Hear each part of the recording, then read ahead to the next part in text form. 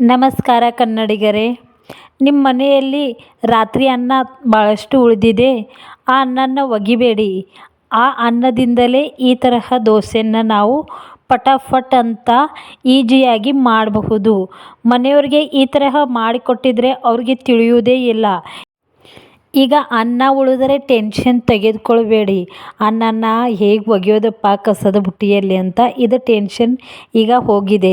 ಈ ತರಹ ದೋಸೆ ಮಾಡಿ ಚಟ್ನಿ ಜೊತೆ ಸರ್ವ್ ಮಾಡಿ, ಇಲ್ಲದೇ ಇದ್ದರೆ ಈ ತರಹ ಯೆಲ್ಲೋ ಕಲರ್ ಬಟಾಟೆ ಪಲ್ಯ ಮಾಡಿ ತುಂಬಾ ಟೇಸ್ಟಿಯಾಗಿರುತ್ತೆ.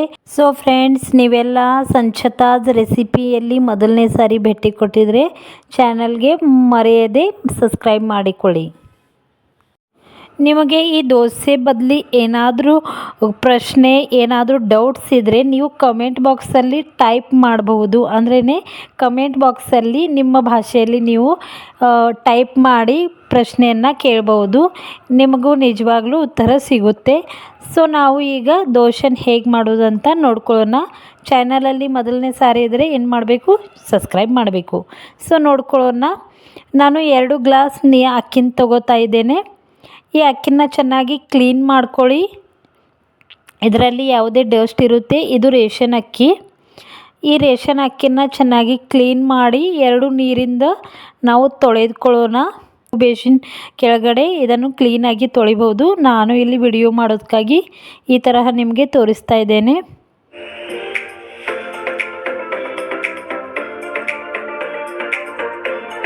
ಸೊ ಇದರಲ್ಲಿ ಈಗ 2 ಗ್ಲಾಸ್ ಅಕ್ಕಿ ಇವೆ. 3 ಗ್ಲಾಸ್ ನೀರನ್ನು ಹಾಕೋಣ. ಅಕ್ಕಿ ನೆನೆಯೋಕ್ಕೆ 3 ಗ್ಲಾಸ್ ನೀರು ಬೇಕು. ಮತ್ತು ಸ್ವಲ್ಪ ಮೆಂತ್ಯ ಕಾಳು, ಇದು 1 ಟೀ ಸ್ಪೂನ್ ಮೆಂತ್ಯ ಕಾಳನ್ನು ನಾವು ಯಾವಾಗ ಅಕ್ಕಿನ ನೆನೆ ಹಾಕ್ತೇವೋ ಅದೇ ಟೈಮಲ್ಲಿ ಮೆಂತ್ಯನ ಒಂದು ಸೈಡಲ್ಲಿ ವಾಟೆಯಲ್ಲಿ ನೆನೆ ಹಾಕಬಹುದು. ಆಮೇಲೆ 2 ತಾಸಾಗಿದೆ, 2 ರಿಂದ 3 ಗಂಟೆ. ನಿಮ್ಮ ಕಡೆ ಟೈಮ್ ಇದೆ ಅಂದರೆ ನೀವು 4-5 ಗಂಟೆ ಕೂಡ ಇದನ್ನು ನೆನೆ ಹಾಕಬಹುದು. ಅಕ್ಕಿ ಚೆನ್ನಾಗಿ ನೆನೆದು ಬಂದಿವೆ. ಇದರಲ್ಲಿರುವ ನೀರನ್ನು ತೆಗೆದು ಹಾಕೋಣ.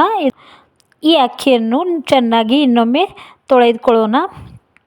ಈಗ ಈ ಅಕ್ಕಿ ನಾವು ಪೇಸ್ಟ್ ಮಾಡೋಣ. ಮನೆಯಲ್ಲಿ ರಾತ್ರಿ ಅನ್ನ ಇಲ್ಲದೇ ಇದ್ದರೆ ಮುಂಜಾನೆ ಅನ್ನ ಏನಿರುತ್ತೆ, ನಿಮ್ಗೆ ಅನಿಸುತ್ತೆ ಈ ಅನ್ನ ವೇಸ್ಟ್ ಆಗುತ್ತೆ, ಈ ಅನ್ನನ ಇದರಲ್ಲಿ ಹಾಕಿ ಸ್ವಲ್ಪ ಹಾಕಿ ಅರ್ಧ ಹಾಕಿ, ಅಕ್ಕಿ ಅರ್ಧ ಮತ್ತು ಅನ್ನ ಅರ್ಧ ಇಷ್ಟು ಪ್ರಮಾಣದಲ್ಲಿ ಹಾಕಿ ಇದನ್ನು ಮಿಕ್ಸರ್ಗೆ ಹಚ್ಚೋಣ. ಮಿಕ್ಸರ್ ಡಬ್ಬೆ ದೊಡ್ಡದು ತಗೊಳ್ಳಿ, ಚಿಕ್ಕದು ಬೇಡ. ಈ ತರಹ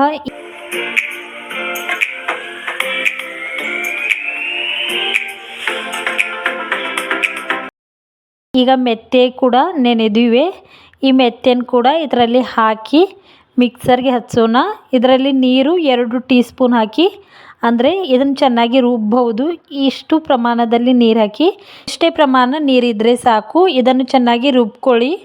ಈ ತರಹ ರುಬ್ಕೊಳ್ಳಿ. ಹೆಚ್ಚಾಗಿ ಸಾಫ್ಟು ಬೇಡ, ಹೆಚ್ಚಾಗಿ ದಪ್ಪನೂ ಬೇಡ. ರವೆ ಯಾವ ಥರ ಇರುತ್ತಲ್ಲ ಆ ತರಹ ರುಬ್ಕೊಂಡ್ರೆ ಆಯಿತು. ಈಗ ನೋಡಿ, ರುಬ್ಬಿ ನಾನು ಒಂದು ದೊಡ್ಡ ಪಾತ್ರೆಗೆ, ಸ್ಟೀಲ್ ಪಾತ್ರೆಗೆ ಇದನ್ನು ತೆಗೆದುಕೊಂಡೆ. ಇದೇ ತರಹ ಎಲ್ಲ ಅಕ್ಕಿ ಮತ್ತು ಅನ್ನನ ರುಬ್ಕೊಂಡು ಒಂದು ಪಾತ್ರೆಗೆ ಹಾಕ್ಕೊಳ್ಳಿ. ಈಗ ಅನ್ನ ಎಲ್ಲ ಹಾಕಿ ಇದರಲ್ಲಿ ರುಬ್ಕೊಂಡ್ಬಿಡಿ. ಈ ತರಹ ರುಬ್ಕೊಂಡ್ರೆ ಅನ್ನ ಅಕ್ಕಿ ಜೊತೆ ಚೆನ್ನಾಗಿ ರುಬ್ಬಿ ಬರುತ್ತೆ. ಆಗಿದೆ. ಇದರಲ್ಲಿ ಸ್ವಲ್ಪನೇ ಮಿಕ್ಸರಲ್ಲಿ ನೀರು ಹಾಕಿ, ಒಂದು ವಾಟೆಯಷ್ಟು ನೀರನ್ನು ಇದರಲ್ಲಿ ಹಾಕಿ, ನೀರಿನ ಪ್ರಮಾಣ ಹೆಚ್ಚಾಗಿ ಹಾಕಬೇಡಿ. ಈ ತರಹ ಚೆನ್ನಾಗಿ ಮಿಕ್ಸ್ ಮಾಡ್ಕೊಳ್ಳಿ. ಕೈಯಿಂದ ಮಿಕ್ಸ್ ಮಾಡ್ತಾ ಹೋಗಿ ಚೆನ್ನಾಗಿ. ಒಂದೇ ಸೈಡ್ನಿಂದ ಮಿಕ್ಸ್ ಮಾಡಿ, ಡೈರೆಕ್ಷನ್ ಚೇಂಜ್ ಮಾಡಬೇಡಿ. ಈ ತರಹ ಮಿಕ್ಸ್ ಮಾಡಿ 1-2 ನಿಮಿಷ. ಅಂದರೆ ಈ ಹಿಟ್ಟು ಚೆನ್ನಾಗಿ ಸಾಫ್ಟಾಗಿ ಬರುತ್ತೆ ಮತ್ತು ದೋಸೆ ತಿನ್ನೋಕ್ಕೆ ತುಂಬಾ ಟೇಸ್ಟು ಮತ್ತು ಇಂಟ್ರೆಸ್ಟಿಂಗ್ ಆಗುತ್ತೆ. ನೋಡಿ ನೀವು ದೋಸೆ ಹೇಗೆ ಬರುತ್ತವೆ ಅಂತ.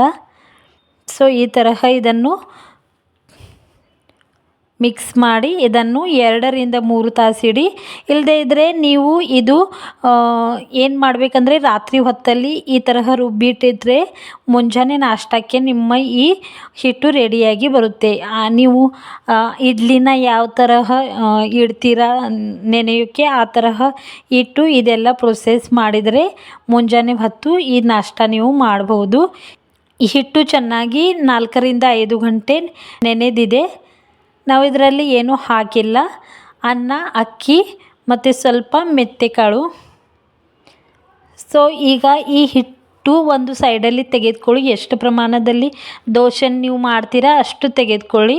ಇದಕ್ಕೆ ನನಗೆ ಚಿಕ್ಕದಾಗಿ ಉಳ್ಳಾಗಡ್ಡಿನ ಕಟ್ ಮಾಡಿದರೆ ದೋಸೆ ತುಂಬಾ ನೋಡೋಕ್ಕೂ ಚೆನ್ನ ಮತ್ತು ತಿನ್ನೋದಕ್ಕೂ ಟೇಸ್ಟ್ ಬರುತ್ತೆ. ಸ್ವಲ್ಪ ಕೊತ್ತಂಬರಿ, ಬೇಕಾದರೆ ನೀವು ಮೆಣಸಿನ್ಕಾಯಿ ಈ ತರಹ ಚಿಕ್ಕದಾಗಿ ಕಟ್ ಮಾಡಿ ಹಾಕಿ, ಇಲ್ಲೇ ಬೇಕಾದ ವೆಜಿಟೇಬಲ್ನ ಇದರಲ್ಲಿ ಹಾಕಬಹುದು. ಈ ತರಹ ಇರಲಿ, ಜಾಸ್ತಿಯಾಗಿ ನೀರನ್ನು ಹಾಕಬೇಡಿ.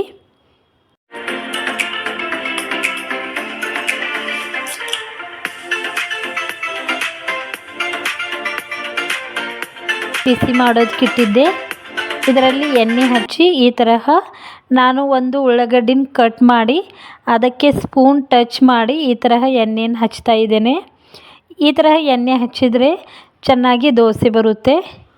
ಈಗ ದೋಸೆ ಹಿಟ್ಟನ್ನು ಇದರಲ್ಲಿ ಹಾಕಿ ತವೆಯಲ್ಲಿ ಹಾಕಿ ಈ ತರಹ ನಿಮಗೆ ಹೆಚ್ಚು ತಿಳು ಬೇಕಂದರೆ ದೋಸೆ ಸ್ವಲ್ಪ ನೀರು ಹಾಕಿ ನಾನು ಸ್ವಲ್ಪ ದಪ್ಪನೇ ದೋಸೆ ಮಾಡೋದಕ್ಕೂ ಇಟ್ಟಿದ್ದೇನೆ. ಅದಕ್ಕೋಸ್ಕರ ಹಿಟ್ಟು ಸ್ವಲ್ಪ ದಪ್ಪನೇ ಇಟ್ಟಿದ್ದು. ಮುಚ್ಚಳನ 10-15 ಸೆಕೆಂಡ್ಗೋಸ್ಕರನೇ ಮುಚ್ಚಳ ಮುಚ್ಚಿ ಆಮೇಲೆ ತೆಗೆದುಬಿಡಿ. ಆಮೇಲೆ ದೋಸೆಯನ್ನು ಹೊಳಿಸಾಕಿ. ನೋಡಿ ಫ್ರೆಂಡ್, ಚೆನ್ನಾಗಿ ದೋಸೆ ರೆಡಿಯಾಗಿದೆ. ಈ ತರಹ ಚೆನ್ನಾಗಿ ಎರಡೂ ಕಡೆಯಿಂದ ಇದನ್ನು ಬಿಸಿ ಮಾಡ್ಕೊಳ್ಳಿ.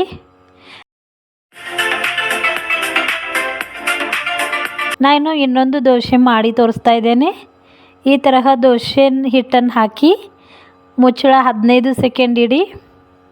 ಬಸ್ ಈಗ ತೆಗೆದುಬಿಡಿ ಮತ್ತು ದೋಸೆಯನ್ನು